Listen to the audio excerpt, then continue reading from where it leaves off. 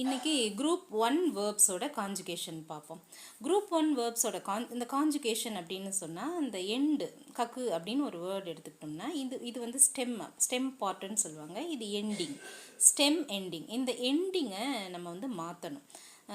இதில் மாசு ஃபார்ம், நாய் ஃபார்ம் அப்படிங்கிறத வந்து ரொம்ப இம்பார்ட்டன்ஸ் கொடுத்து பார்க்க போகிறோம். அதில் வந்து மாசு ஃபார்ம் அப்படிங்கிறது தான் N5க்கு ரொம்ப ரொம்ப இம்பார்ட்டண்ட்.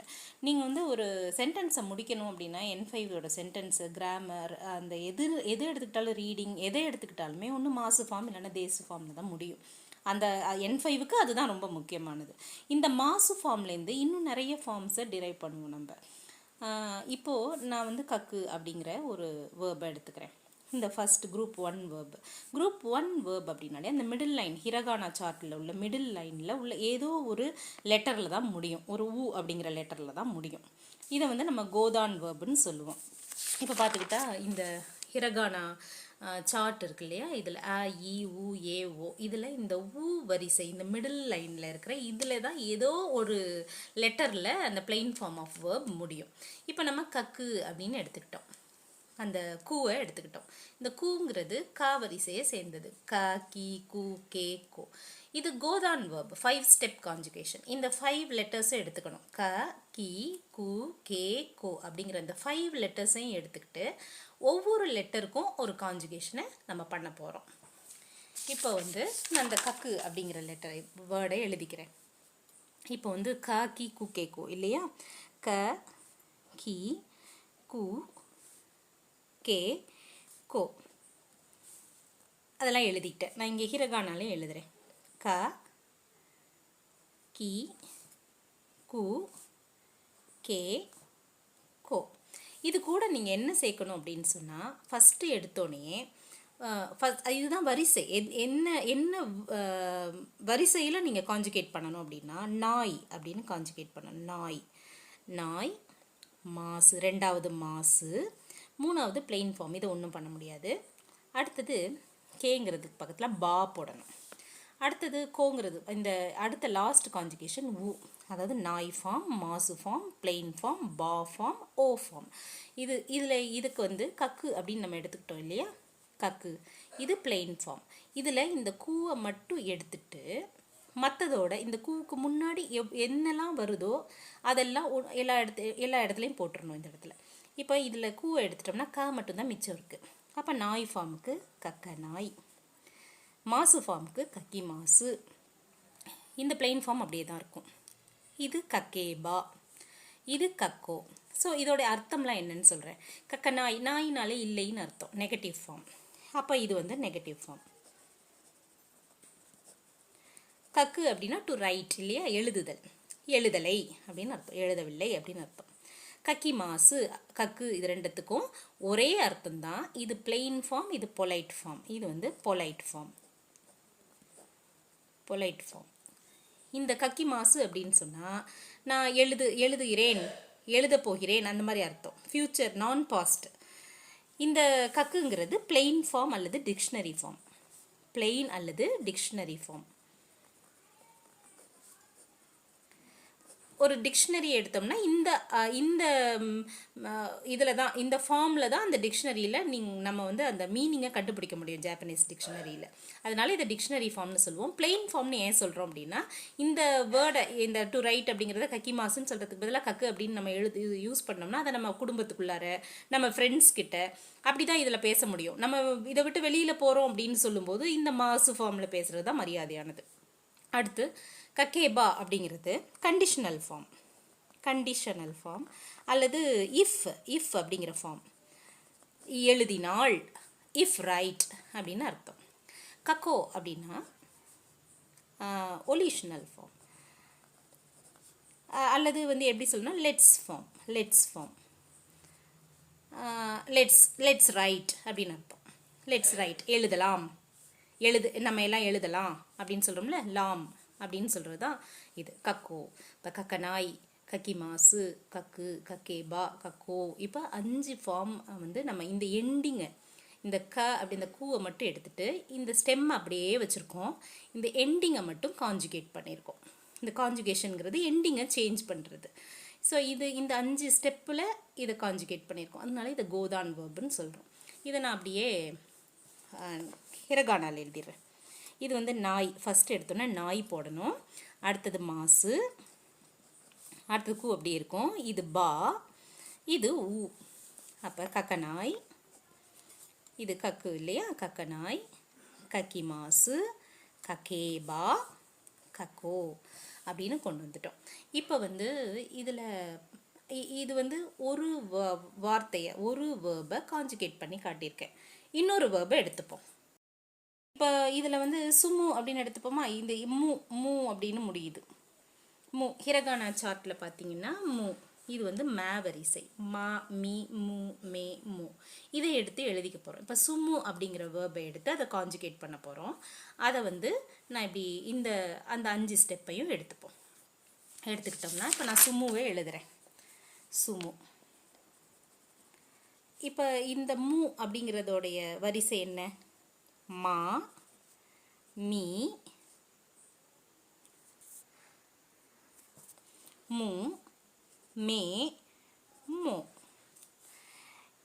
இந்த மூ இப்போ இது வரிசையாக என்னென்ன சேர்க்கணும்? நாய், மாசு, இது அப்படியே தான் இருக்கும். பா, ஊ. இப்போ சுமநாய், சுமி மாசின், சுமி மாசு, சுமு, சுமேபா, சுமோ. இப்போ இந்த 5 ஃபார்ம்லையும் இதை காஞ்சுகேட் பண்ணியாச்சு.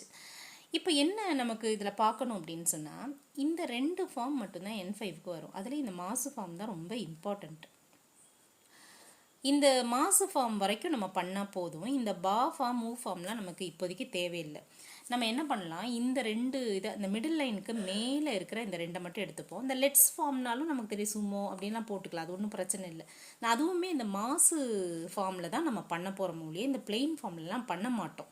அதனால நம்ம என்ன பண்ணலாம், நம்ம N5க்கு தான் ப்ரிப்பேர் பண்ணுறோம் அப்படிங்கிறதுனால ரொம்ப அனாவசியமாக மற்றவைகளெல்லாம் எடுத்து நம்ம நேரத்தை வீணாக்காமல் இது 2 மட்டும் நம்ம பண்ண போகிறோம். அப்படி செஞ்சோம் அப்படின்னு சொன்னால் ஈஸியாக நம்ம முடிச்சிடலாம், நம்மளுடைய காஞ்சுகேஷன்ஸை முடிச்சிடலாம்.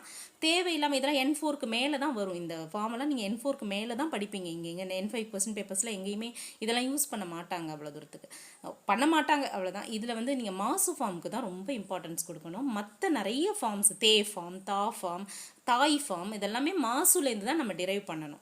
அதனால நம்ம என்ன பண்ணுறோம், இந்த மிடில் லைனுக்கு மேலே என்ன இருக்கோ, இந்த மேமி, மூணா மேமி, பூ அப்படின்னா பா, பி, அந்த மாதிரி உள்ளதை மட்டும் எடுத்து இந்த நாயையும் மாசுவையும் மட்டும் நம்ம செஞ்சிட்டோம் அப்படின்னு சொன்னால் நம்ம எல்லாத்தையுமே காஞ்சுகேட் பண்ணிக்கலாம். அடுத்தது யோபு அப்படின்னு எடுத்துப்போம். யோபு அப்படின்னா டு கால். யோபு அப்படின்னு சொன்னால் டு கால். இதை வந்து எப்படி காஞ்சுகேட் பண்ணணும்? பூ அப்படிங்கிறது வந்து இந்த ஹா வரிசையில் வரும். ஹா, ஹி, ஹூ, ஹே, ஹோ, ஆ, ஹி, ஃபூ, ஹே, ஹோ. அதில் வந்து நம்ம வந்து அந்த ஹா வரிசை, இந்த ஹிரகானாவுடைய இந்த ஹா வரிசையை எடுத்துக்கிட்டோம்னா வரும். அந்த பூ, அந்த ஃபூ வந்து இந்த இடத்துல இப்படி 2 கோடு போட்டோம்னா இதில் வந்து பூ, பா, பி, பூ, பே, போ. நம்ம என்ன பண்ண போகிறோம், இப்போ இந்த மிடில் லைனுக்கு மேலே உள்ளதை மட்டும்தான் எடுத்துக்க போகிறோம். பாவும் பியும் தான் எடுத்துக்க போகிறோம்.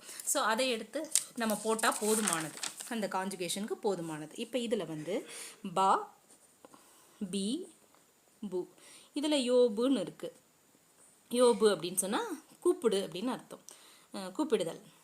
பா, இதில் வந்து நாய், இது வந்து மாசு போட்டுக்கிறோம். இந்த பூவை மட்டும் எடுத்துட்டோம்னா யோபநாய், யோபி மாசு. இப்போ மாசு ஃபார்ம் இப்படி தான் நம்ம வந்து யூஸ் பண்ணணும். இது பா, பி, பூ. இப்போ இது வந்து நாய், மாசு, யோபு, யோபநாய், யோபி மாசு, இப்படி தான் கொண்டு வரணும். ஸோ இப்போ வந்து இந்த மாசு ஃபார்மும் நாய் ஃபார்மும் போதுங்கிறதுனால எல்லாத்தையுமே நம்ம அப்படி தான் பண்ண போகிறோம். அடுத்ததாக இன்னொன்று எடுத்துப்போம். இப்போ வந்து இதெல்லாம் ரொம்ப ஈஸியாக நம்ம பண்ணிடுறோம். இந்த இதுக்கு ஈஸியாக நம்ம பண்ணிடுறோம். சில இதெல்லாம் பார்த்தீங்கன்னா ஒரு சில வேர்ப் வந்து ஊ அப்படிங்கிற இந்த வவல்லே முடியும். அதுக்கு வந்து நம்ம அந்த ஆவையும் ஈவையும் எடுத்துக்க முடியாது. இதுக்கு மட்டும் கொஞ்சம் சேஞ்ச் ஆகும். அதுக்கு ஒரு எக்ஸாம்பிள் என்ன அப்படின்னு எடுத்துக்கிட்டோம் அப்படின்னா, அவு அப்படின்ற வேர்பை எடுத்துப்போம். அவு அப்படின்னு சொன்னால் டு மீட் அப்படின்னு அர்த்தம். அவு. அவு அப்படின்னு சொன்னால் டு மீட் அப்படின்னு அர்த்தம். இதுக்கு நார்மலாக இந்த ஊ அப்படிங்கிறது ஊ அப்படின்னு தான் இருக்குது.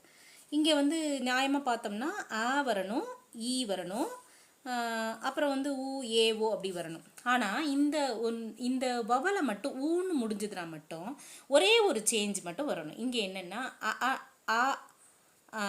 இந்த இடத்துல வராமல் வா வரும். இது மட்டும் வா வரும். இப்போ இதை எப்படி பண்ணணும்னா, இது வந்து நாய், இது மாசு, இதுக்கப்புறம் உள்ளது தேவையில்லை நமக்கு. இந்த ஊவை எடுத்துட்டோம்னா நமக்கு மட்டும் மீதி இருக்கும். நாய், ஐ மாசு, ஐ மாசு. இப்போ இதில் வந்து ஊவில் எடுத்துக்கக்கூடாது, ஈ தான் நார்மலாக எடுத்துக்கணும். அந்த வரிசையில் ஈ ஊ ஏ ஓன்னு வரும், அதை தான் எடுத்துக்கணும். ஆனால் இதில் ஒரே ஒரு சேஞ்ச், இந்த மாதிரி ஊன்னு டைரெக்டாக ஒரு வவலில் முடிஞ்சுது அப்படின்னு சொன்னால் நம்ம ஆவை எடுத்துக்காமல் வாவை எடுத்துக்கணும். வாவை எடுத்துக்கிட்டு இந்த ஊவை கட் பண்ணிவிட்டு இங்கே என்ன இருக்கோ அதை போட்டுக்க வேண்டியதுதான். இது நாய் ஃபார்ம், இது மாசு ஃபார்ம்.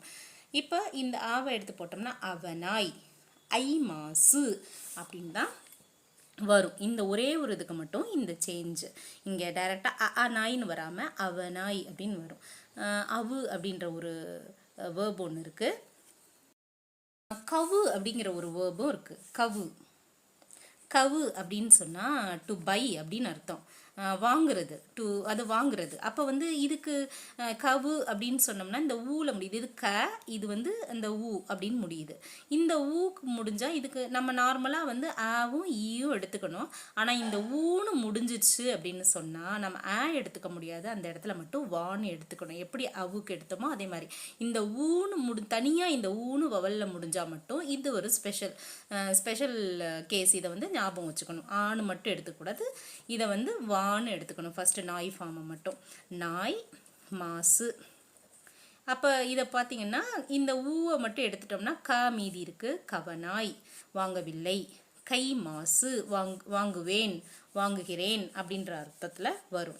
இதுவும் ஒரே அர்த்தம் தான். இது பிளெயின் ஃபார்ம், இது மாசு ஃபார்ம். இதே மாதிரியே குரூப் 1 வேர்ப்ஸ் எதை வேணுனாலும் நம்ம வந்து கான்ஜுகேட் பண்ணணும். இவ்வளோ தான், ஈஸியாக இருக்கும். அந்த ஹிரகானா சார்ட்டில் இந்த மிடில் லைனில் பிளெயின் ஃபார்ம் முடியும். அந்த மிடில் லைனுக்கு மேலே உள்ளதில் அந்த வரிசையில் நாய் ஃபார்மையும் வரிசையில் மாசு ஃபார்மையும் ஃபார்ம் பண்ணிட வேண்டியதான். இப்படி தான் எல்லா இந்த குரூப் 1 வேர்ப்ஸில் எல்லா வேர்பையும் நம்ம ஈஸியாக கான்ஜுகேட் பண்ணிடலாம்.